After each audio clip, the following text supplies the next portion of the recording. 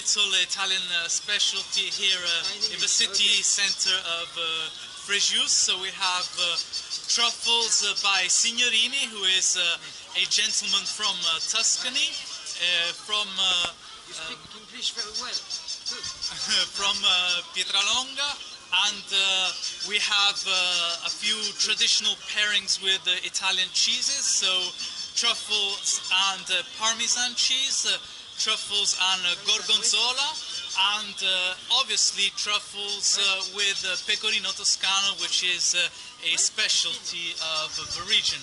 We also have black and the rarest, choicest, the white truffles. People are very curious, and the smells coming from the shop are utterly magnificent.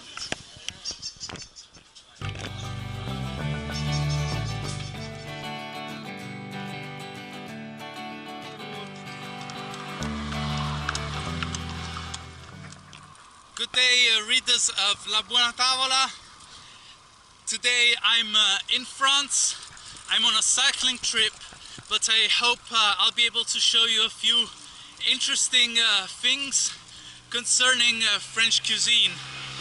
The first thing I'm going to show you is how they make baguette.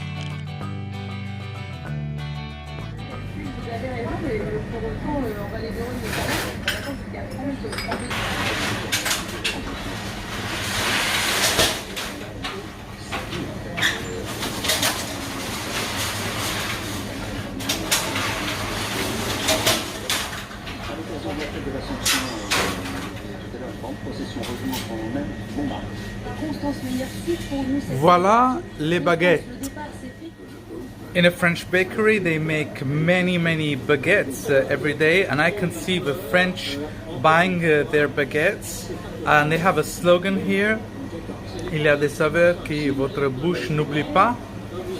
There are some flavors and tastes that your mouth shall not forget.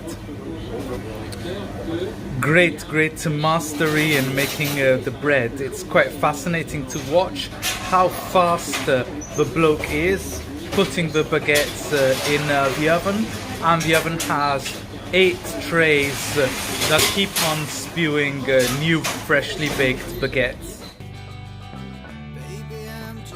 Concerning my experiences and the dishes I have so far tasted, well, of course, the best thing they have here in France is the boulangerie, which is this bakery and cake shop where you can eat inexpensively at lunchtime or for snacks or even breakfast. The next thing I tried was a Japanese restaurant in Frejus, and it was run by a guy who is half French and half Italian. But in the kitchen they had a mix of different people, different chefs. So they had someone from Japan, someone from Cambodia, and someone from Vietnam. Now, Cambodian and Vietnam cuisine are similar to Chinese cuisine, but with their own distinctive identity. My favorite is the Vietnamese cuisine. But anyway, the sushi was quite good, and what impressed me was the hygiene of the place and how clean it was, which is very important at times when COVID is reappearing in France.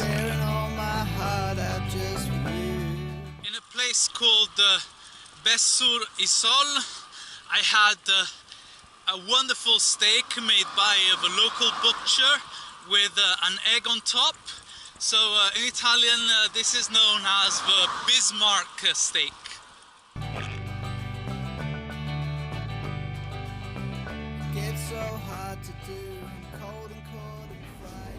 Another stop in another boulangerie, and there's something interesting in the water. It's mineral water, but they claim it's volcanic, filtrated by the rocks of an extinct volcano. 5 years of filtration through the rocks, and also Its plastic is 100% recyclable, and the whole bottling plant is fed by sustainable energy sources.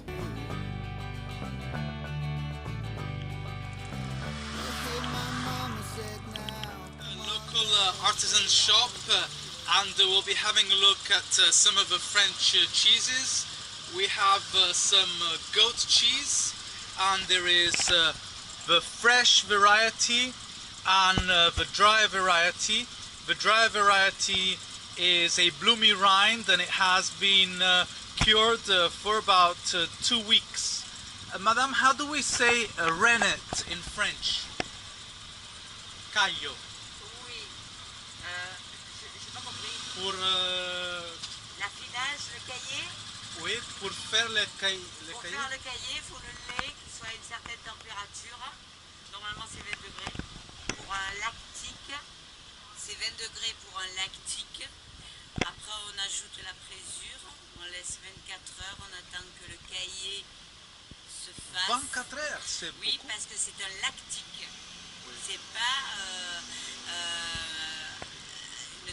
C'est pas une tome à pâte pressée, c'est un lactique. Si c'est une tome à pâte pressée, c'est plus rapide. C'est plus rapide, voilà. Okay. Après, une fois qu'il a été démoulé, au bout de 6 heures, on le retourne, on le sale. So, long story short, we have the milk at quite a cool temperature, around 20 centigrades. They add the rennet. They leave it to coil for 24 hours because they want it to be very creamy and quite acid. After that, they add the salt, and then they cure it to obtain the bloomy rind for up to 2 weeks for the cheese on the left.